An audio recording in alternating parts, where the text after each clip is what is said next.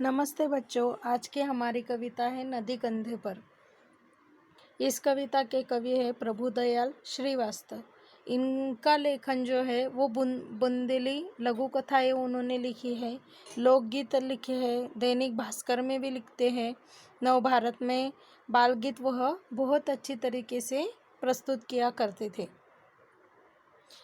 यह एक काल्पनिक कविता है जिसमें वह कल्पना करते हैं कि बालक अपने मन के अनुसार नदी को कैसा नदी के बारे में उसके मनोभाव इस कविता में व्यक्त किए गए हैं।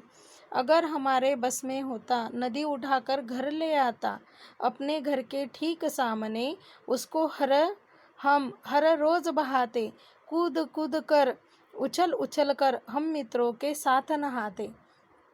और कवि कहते हैं कि एक लड़का है, वह कल्पना करता है कि अगर मेरे बस में होता तो मैं पूरी की पूरी नदी ही उठाकर मेरे घर के सामने लेकर आता और मेरे घर के सामने उसे बहाता और हम सब बच्चे मिलकर उस नदी में कूद कूद कर और उछल उछल कर खेलते। मतलब वह पानी खेलना चाहता है। कभी तैरते कभी डूबते, इतराते गाते मस्ताते, नदी आ गई चलो नहाने, आमंत्रित सबको करवाते।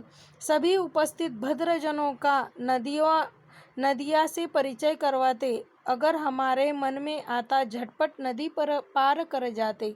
और वह लड़का कहता है कि हम कभी उस नदी में तैरते, कभी गोते मारते, कभी नाचते गाते नहाते और सभी आमंत्रित भद्रजन मतलब सभ्य व्यक्तियों को मैं नदी से परिचय करता, सभी को उस नदी में मैं खेलने देता, किसी से भी मैं दुर्व्यवहार नहीं करता, सबको उस पानी में खेलने देता। मतलब नदी के पानी के ऊपर सबका अधिकार है, उस पानी को सबको उस पानी का सब लोग उपयोग कर सकते थे और मैं नदी से सबका परिचय करवाता। मतलब नदी का पानी हमें कैसे साफ सुथरा रखना चाहिए, क्या करना चाहिए, वह सब मैं सबको जानकारी देता।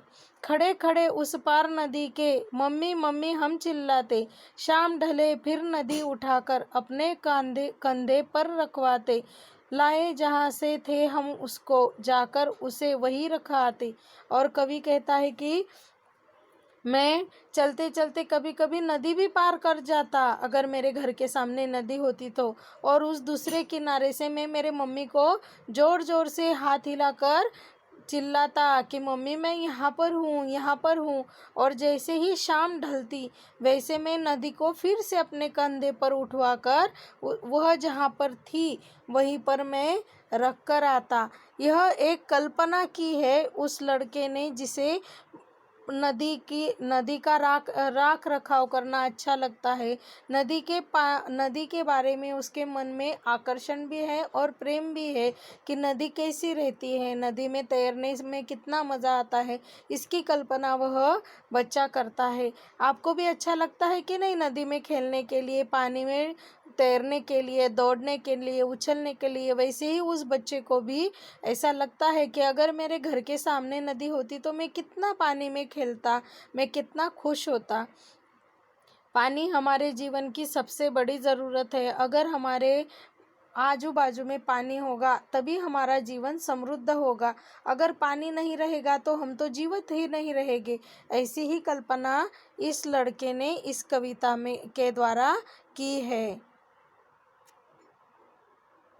होगा।